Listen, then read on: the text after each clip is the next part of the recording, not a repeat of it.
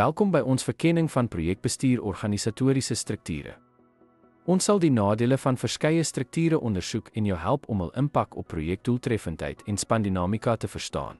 Hierdie kennis is noodsaaklik om die regte struktuur vir jou projekte te kies.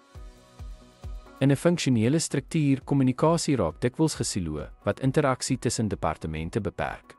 Dit kan lei tot swak koördinering en stadige besluitneming, aangesien verskeie bestuurslae geraadpleeg moet word, wat projekspesifieke fokus beïnvloed. Die geprojekteerde struktuur kan lei tot hulpbronduplisering, toenemende koste en ondoeltreffendheid. Spanne kan van die organisasie geïsoleerd raak, wat integrasieprobleme veroorsaak, en die bestuur van hulpbronne kan uitdagend wees wanneer verskeie projekte gelyktydig loop. Matriksstrukture bied uitdagings soos teenstrydige prioriteite van funksionele en projekbestuurders. Hierdie dubbele rapportering kan kompleksiteit en dubbelsinnigheid skep, wat lei tot potensiële konflikte en hulpbrontoewysingsprobleme tussen projekte en funksionele areas. Saamgestelde strukture kombineer verskillende elemente, wat lei tot bestuurskompleksiteit. Dit kan lei tot teenstrydighede in projekuitvoering en uitkomste, sowel as aanpasbaarheidsprobleme wanneer organisatoriese behoeftes en projekvereistes ontwikkel.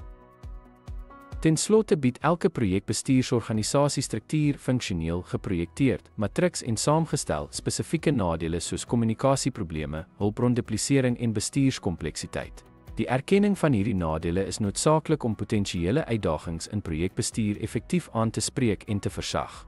Dankie vir die kyk.